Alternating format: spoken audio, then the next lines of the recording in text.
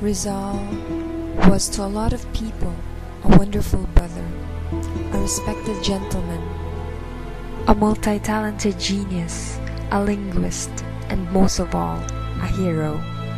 But for the women of the story, he is all that and more. He was a thoughtful lover, an ideal husband, and an amazing friend.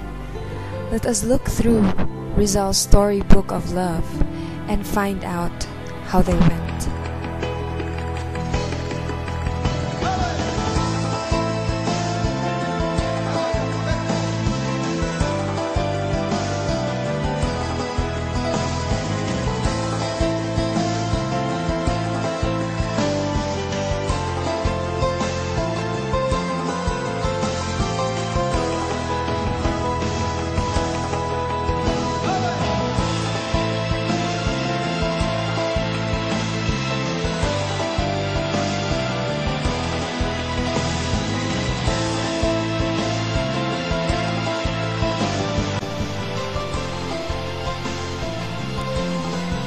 Segunda Katigbak was Rizal's first but tragic love.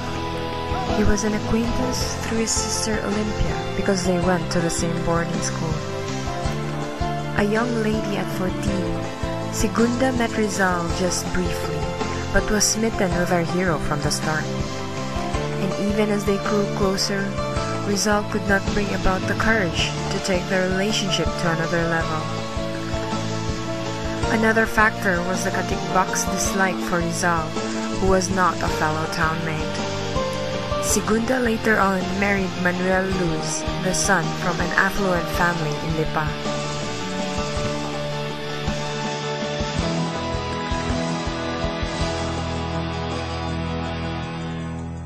Rizal courted a woman named Leonor Valenzuela.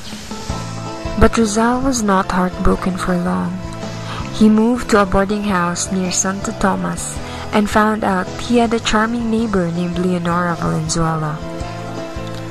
He had a unique way of writing letters to Leonora, which was through an invisible ink and could only be read over by the warmth of a small flame. But for some reason, Rizal did not pursue proposing marriage to Leonora, but maintained their friendship. He even bade her a last goodbye before heading off to Spain.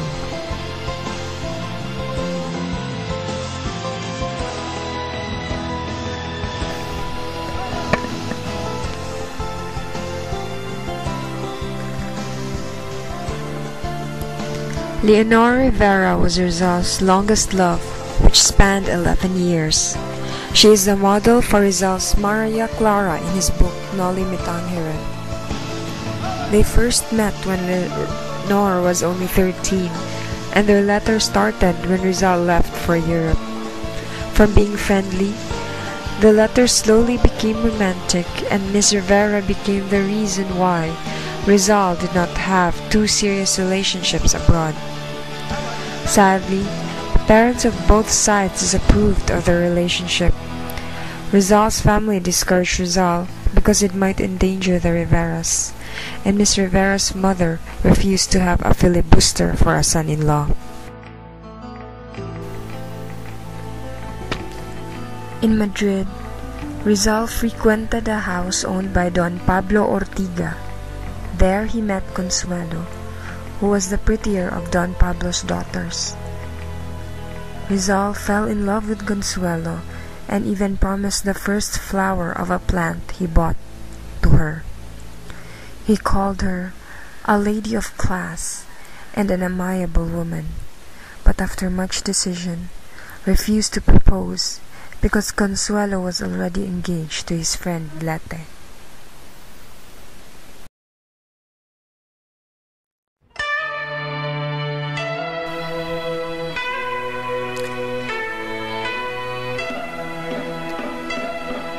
Rizal's travel to Japan led him to meet Usui Seiko, a daughter of a samurai.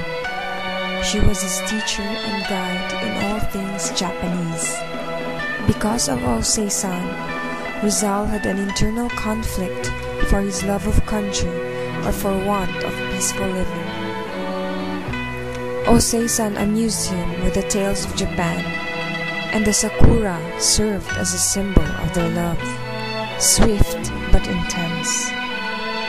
In the end, Rizal's patriotism won over, and he bid Japan and Usui Seiko goodbye forever.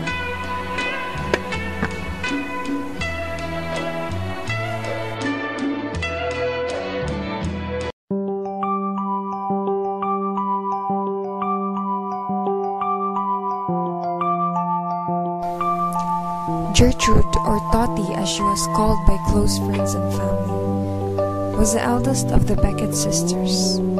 She often helped Rizal in his painting and sculpture and easily fell in love with him.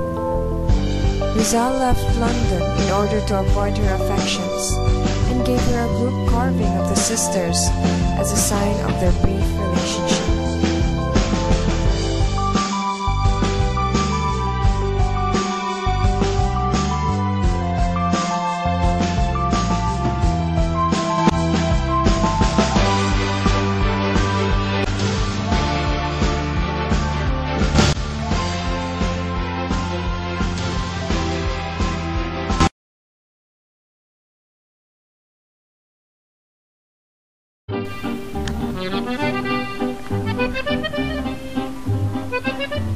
Rizal met Nellie while being a guest at the Busted residence in Biarritz.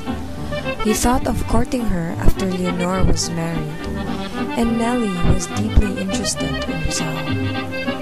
But no result came out of it because Rizal refused to enter the Protestant church at Nellie's request, and Nellie's mother did not like a low-paid physician courting her daughter.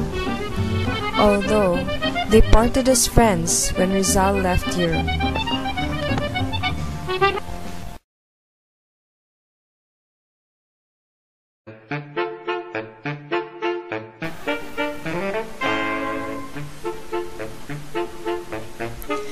Paris was beginning to take a toll on Rizal's pockets, and so he moved to Brussels into the boarding house of the two Jacobi sisters. There he fell in love with Suzanne Jacobi, his landlady. Their love was such that Suzanne cried when Rizal left Brussels, and they wrote letters after that. Not much is written in history books about Suzanne Jacobi.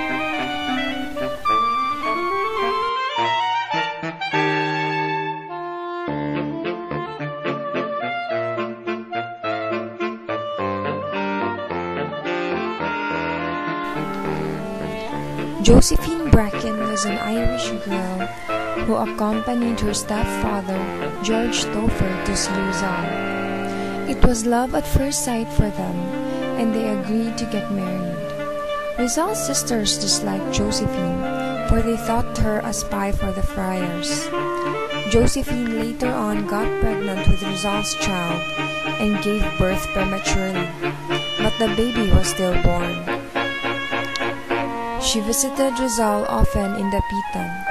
She is mentioned in Rizal's Mi Ultimo Adios as follows: "Farewell, sweet tender foreigner, my friend, my felicity."